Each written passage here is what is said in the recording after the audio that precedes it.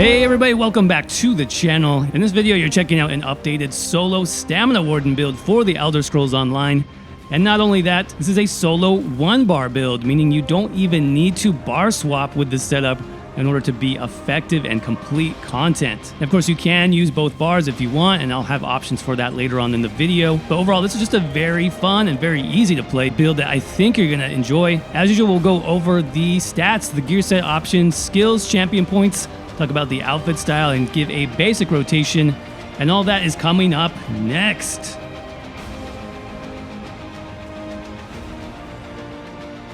All right, everybody, here we are back on the Stam Warden 1-bar setup for the Elder Scrolls Online.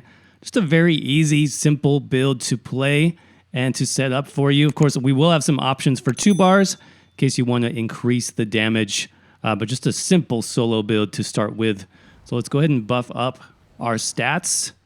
Only 1 buff really on the 1-bar setup to worry about. And then let's see what the solo build looks like. So about 15k max magicka, 19k max health, 37k max stamina. Of course, our recoveries will go up quite a bit with our potion active. Very nice recoveries here. 1000 health recovery, 1100 stamina recovery. And we do get more stamina recovery from being a warden. Weapon damage, about 3600 with our bull netch there, and that will go over 4000 weapon damage if you want to use the 2-bar setup with the bow back bar. Of course, weapon critical is pretty good at 48%.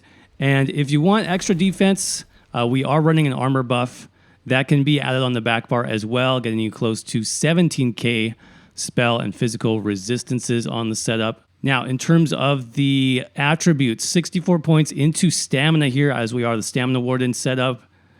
We're running the Guardian Pet, Thief Mundus for a little bit extra weapon critical. We've got Minor Protection, talk about that in a few minutes. And Bewitched Sugar Skulls for the food, you guys. It's going to be great, especially if you're running some magicka abilities on your Stam Warden for the extra max magicka, but this buffs all our stats, including health recovery, which is actually very nice for soloing, so I would recommend you pick this up on the guild trader or craft it yourself. And then if you don't have access to that, the purple tri-stat food will be fine as well. Potions, you can actually just run a basic stamina potion on this build. The way I've set it up, that's totally fine. You don't need the tri-stat potion, but if you do, it'll give you a little bit extra sustain for the rest of your stats. And then in terms of the race for the build, I think you do have some good options here on the Stam Warden. If you are primarily soloing, Redguard is going to be nice for the extra sustain. That's probably my top solo pick for this build. Because you can see here, martial training, this does reduce the cost of our weapon abilities, which is going to account for some of our front bar skills. Then conditioning, we also have the 2000 max stamina, very nice. And then adrenaline rush. This is an amazing passive for soloing on any Stam build in ESO, in my opinion. So 950, almost 1000 stamina comes back to you every 5 seconds. That's really good, you guys. Especially if you're lower level, if you don't have a lot of champion points. Take a look at Redguard. Of course, if you want more offensive potential, Orc is going to be a nice option. If you want more defense, since we are a medium armor build, Nord is going to be very nice for increasing your defense and ult gen. So I think you have a lot of good options. It just depends on what you want to focus on for your Stam Warden. But I think that covers the basics. Let's talk about the gear setup next. Starting with our first 5-piece set, just something very easy to pick up. This is Spriggan's Thorns. From the base game. This comes from Bankerai, so you can pick this up at Delves, Dungeons, World Bosses. Gives you very nice stats here on the solo build. 2 max stamina bonuses, 1 weapon damage, 1 physical penetration for the 5-piece. So overall, it's going to increase our stats a lot and increase the damage that we do. And like I said, I just wanted a pretty easy set to get here. Now, I have trait changed this to Nirnhond just for the extra weapon damage. I think that's important on this build because weapon damage does affect your healing. So some of the abilities that we're running for heals will actually be buffed by the higher weapon damage of a Nirnhond main hand. Also, Maul is very nice as well. If you can get one, this actually has passive physical penetration up front. So this actually makes your attacks do more damage as well. If you can't get them all, that's fine. 2-hand sword, greatsword, or axe. Those will do fine as well. So Spriggan's, that's going to count for 2 pieces of our set, and then we're just going to run 3 pieces on the jewelry. So Spriggan's necklace, ring, and ring. For the enchants here, I'm running 2 weapon damage and 1 stamina recovery. And then the traits is really up to you. You can leave these as robust for the extra max stamina. You'll be over 40k max stamina if you do that. If you want to increase the damage potential a little bit, think about running a couple of infused here, especially with your weapon damage. 2 infused, 1 bloodthirsty. That's a really nice combo on the Stam Warden. So that covers our first 5-piece set. Now let's talk about the next one. We're looking at the Essence Thief set from Imperial City. This is another amazing solo stamina set. This gives you, kind of similar to Spriggan's actually, 2 max stamina bonuses, 1 weapon damage, and then for the 5-piece here, when you deal damage with a light or heavy attack, you get this essence pool on the ground that heals you, restores a ton of stamina, and increases your damage done by 10% for 10 seconds. So I can show that effect a little bit later on when we talk about the rotation. But this is one of the best solo stam sets in the game, you guys. You should definitely think about picking this up if you can in Imperial City. Just the stats are so good. And we can run just 5 pieces on the body. This is a medium armor set. So Essence Thief boots, legs, hands, waist, and chest. All max stamina, obviously, for the enchant. And then Divines will be your best trait if you can get access to those. Now, this does come from a group dungeon. I understand that. So if you want something easier to pick up just in Overland for now, while you work on farming this, another nice set that's kind of similar is going to be the Witchman armor set. Now, I believe that drops in the Rift, in the Overland zone. And this gives you stam recovery, weapon damage, max health. And when you use an ultimate, since we are going to be using the bear pretty frequently on this build, you heal and you restore stamina. So it has a similar healing and sustain effect on the 5-piece. You just don't get the 10% damage boost on this. But that would be a nice option until you're able to farm Essence Thief here. So that's going to be our main set on the body. And then in terms of the monster set, I'm going full on Bear Warrior with this setup. So of course I have to run Selene on this build. That's going to give us the max stamina, and then when we deal melee damage, which is pretty much all our damage, we proc the huge Primal Spirit Bear, almost 20k physical damage on that every 4 seconds. So big proc damage. Cool visual effect, and it just really fits the theme and the flavor of the build, in my opinion. Now I'm running just 1 heavy helmet and 1 medium shoulders there. For the heavy helmet, if you get that, just keep the max health enchant on. It's good to have at least 1 max health enchant, especially if you're running a red guard, because you don't have any racial health passives like Nord or Orc does, so I prefer to run 1 health enchant. Like I said, everything else, max stamina enchants, all traits divines if you can get them. Now, that's a simple 1-bar setup. Of course, if you want to run 2 bars for more damage, all you need is a bow for your back bar. I have a Maelstrom bow right now. You do not need the Maelstrom bow. Any old infused bow is going to be perfectly fine. So you could do a crafted bow, you could do a bow of agility. The main thing that you want on your back bar, if you're using it, is you want an infused bow with the weapon and spell damage enchant. So that increases your weapon damage by an extra about 600 weapon damage, actually, every 5 seconds with that enchant. So that's very strong. No matter what bow you use, just make sure you have that enchant and that trait. So that covers the gear. Let's talk about the skills now with the 1-bar setup. Very minimal setup, but still strong and easy to play on the Stamina Warden. So, starting off with Ring of Preservation. This is from the Fighters Guild skill line. Down here, this is the second ability that we get, and this is basically our all-in-one heal and defensive buff. So you can see while we're standing in the rune, we get healed every half second. We also get increased stamina recovery and minor protection, so that's 8% damage reduction. So 3 buffs in 1, essentially. Really can't beat that on the solo build. You're getting a lot of bang for your buck in that case. This also heals our pet, as you can see there. Pretty cool. And lots of healing. So I will use that basically anytime I'm taking damage. Just throw that on the ground. Make sure you stay inside it for the big heals and the good defense. Next ability is going to be Subterranean Assault from the Animal Companion skill line. That's our second ability there. You want to use Sub-Assault as your morph, since that is the stamina morph. It does big damage in front of you. It is AoE, and it does apply Major Fracture. So that's that physical resistance debuff by 50 to 80 for 6 seconds. That combined with Spriggans, combined with our CP and our Maul on the front bar, we have lots and lots of penetration, which really helps increase the damage of this build. So just make sure you hit that sub-assault up front to debuff any enemies in front of you.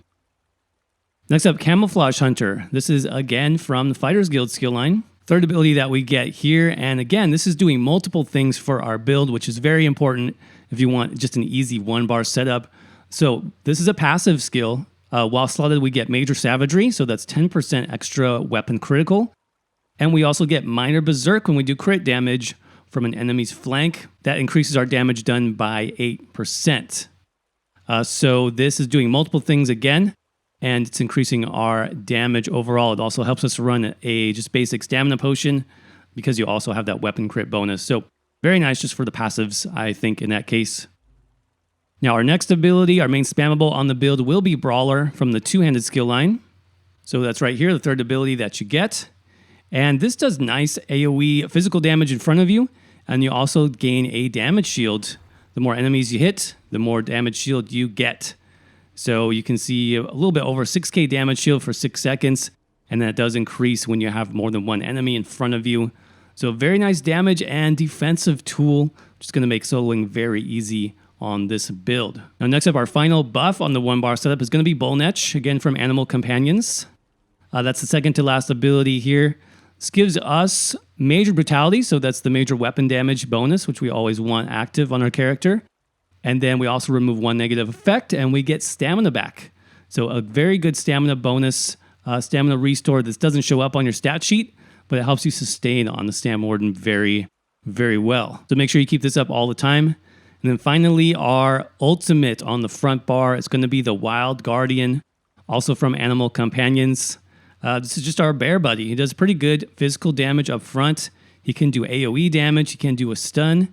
He can also do execute damage when you activate him there for 75 ultimate. You can see up to 100% bonus damage to enemies below 25% health. And if this ultimate crits, it's huge damage in execute. I'm talking about 70k plus damage just from that one ultimate. So that's very, very nice. Does go with the bear theme of the build, so I just thought this was a good fit overall. Now let's check out basic rotation on the 1-bar setup. Pretty simple here. In terms of buffs, all you need is Bolnetch. We'll just keep that up. Then the basic rotation is going to be 1 sub-assault and 2 brawlers. And then you're going to recast your buffs when they go down, or use your heal or your ultimate when needed. So let's go ahead and start that. Bolnetch. Here's sub-assault, 2 brawlers.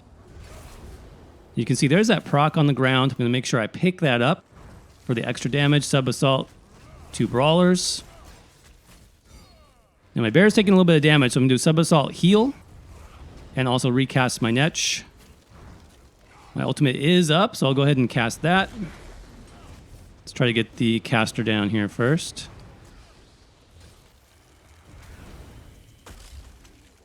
So he's down. Let me go ahead and finish this Atronach dude. So remember, sub-assault, 2 brawlers.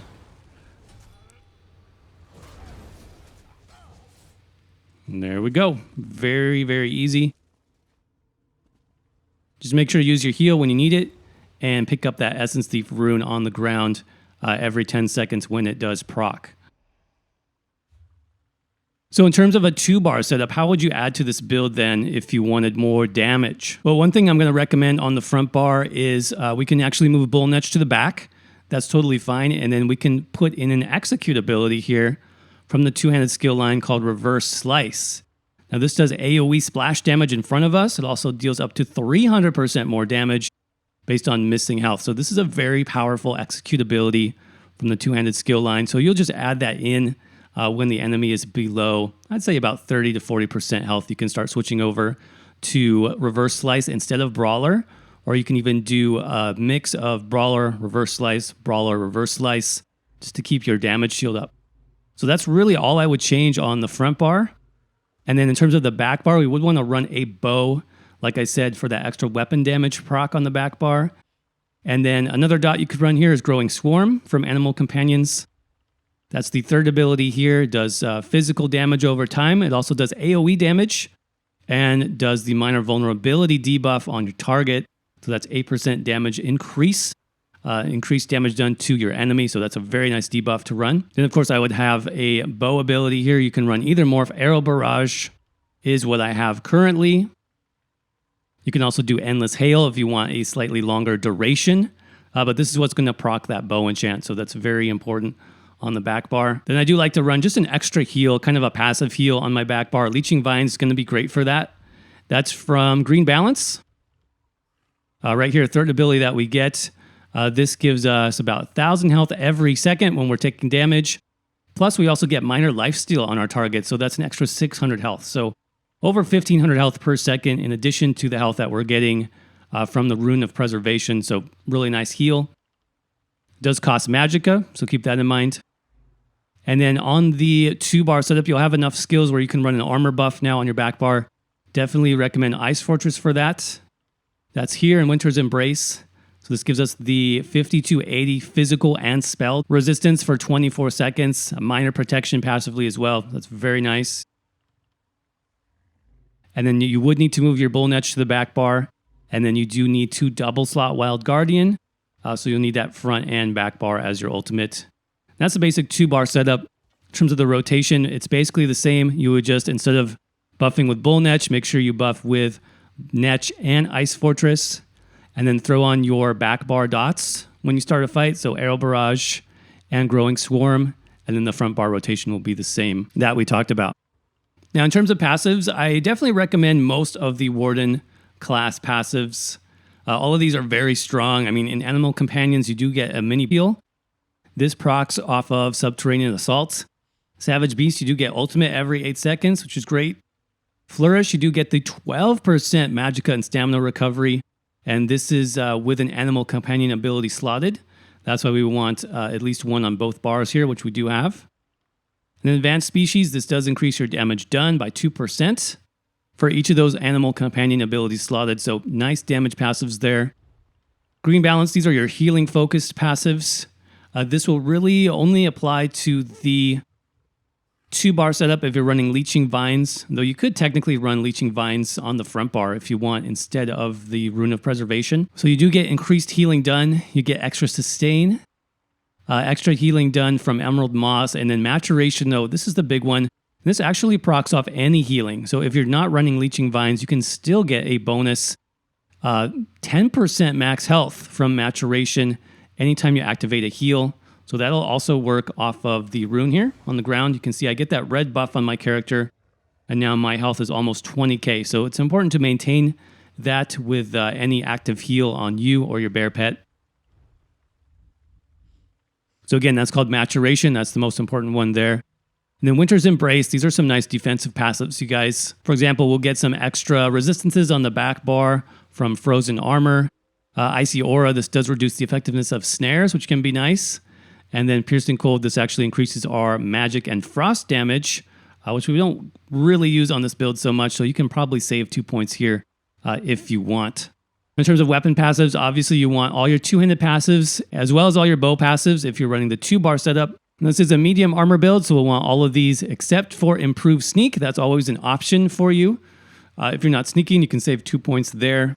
Heavy armor, I would recommend the first 3 here, so Resolve, Constitution, and Juggernaut. Even if you're wearing just one piece of heavy armor, you can see I'm still getting some bonus stats here, which is not bad. Fighter's Guild, we will want all of these, since we do have a few Fighter's Guild abilities. I mean, Slayer, this does buff our weapon damage. Banish the Wicked, we do get ultimate back. And then don't forget Intimidating Presence, because this actually reduces the cost of your ring if you're running that on the front bar. Mage's Guild, such a guild, we don't need that. Undaunted, you will want these if you have access to them. So you can get 4% extra max stats on the build. In terms of Assault and Support, you really don't need these. I think you have enough healing where you don't need Vigor on this build. You do want your racial skills, obviously, and then Alchemy Medicinal Use for the extra potion duration will be important. All right, champion points quickly. This is, again, optimized for a solo build, so just keep that in mind. But 23 points into Warlord, 23 into Sprinter, 37 Tenacity, 26 Healthy, 37 Arcanist, and 26 into Mooncalf, 28 Shadow Ward, 31 Tumbling. In the blue tree, we've got 19 Physical Weapon Expert, 72 Master at Arms, 28 into Thaumaturge, 48 Precise Strikes, 47 Piercing, 56 into Mighty, The red tree, 66 Ironclad, 56 into Hardy and Elemental Defender, 37 Thick-Skinned. 40 into Bastion. This does buff your Brawler damage shield, by the way, by about 1,000. And then 15 into Quick Recovery.